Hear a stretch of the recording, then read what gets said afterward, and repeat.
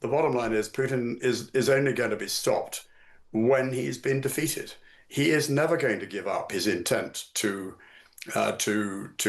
conquer Ukraine, to reduce it to a vassal state, and to annex the four provinces that he's been grinding forward over for the last 11 years and been unable to capture. And it happens that you've now got a president in the United States who's effectively colluding with Putin to give him what he wants. And that's not going to lead to a lasting peace.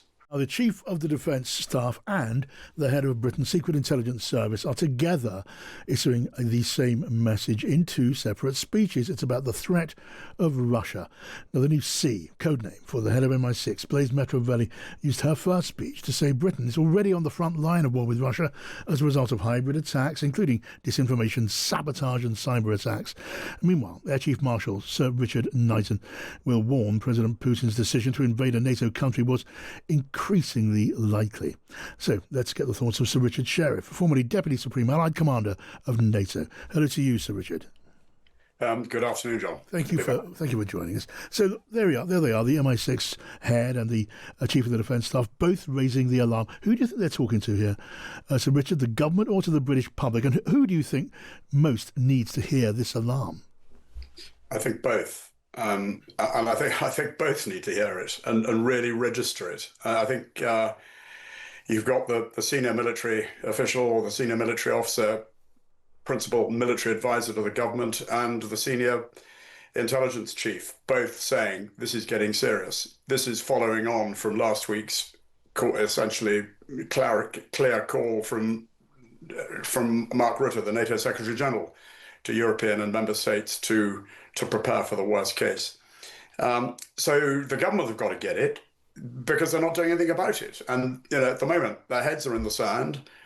All the money is going to welfare and other things rather than into preparing to fight, preparing to deter. And this is the point. It's not about preparing to fight. It's about preparing to fight in order to deter.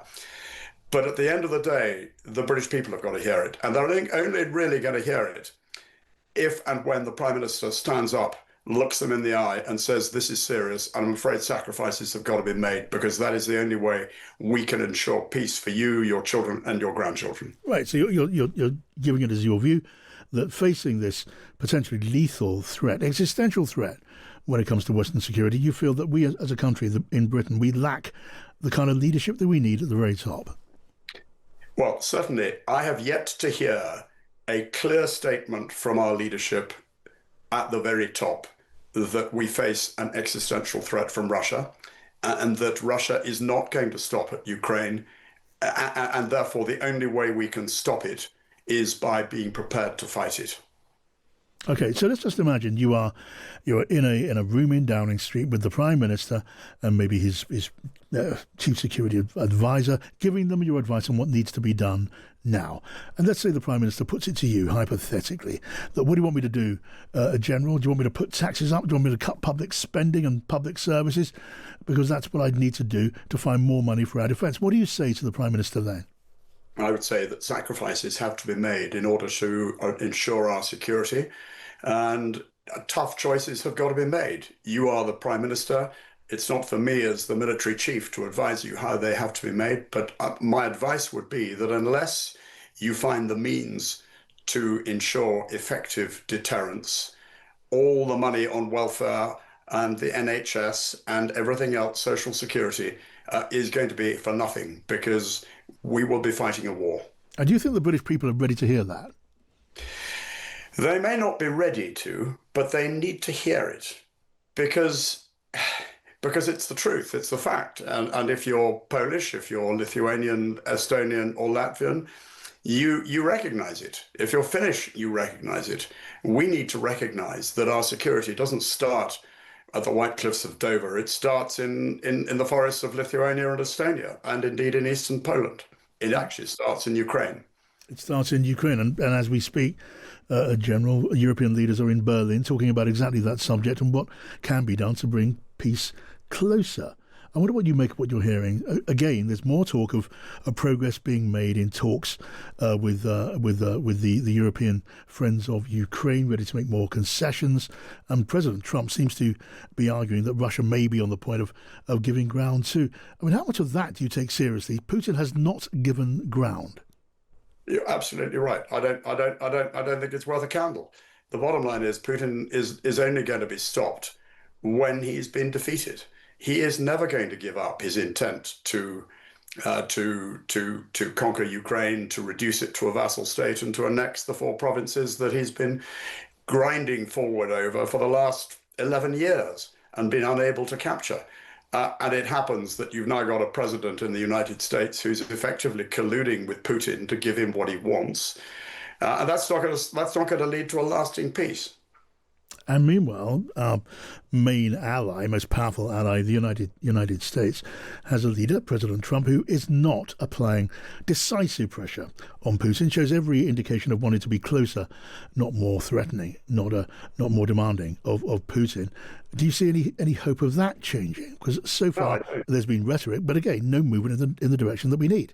No, because I don't think. I mean, either there's collusion, or the president simply doesn't understand the reality of Russia and Russian power and its impact not only on European security but long term on American security as well.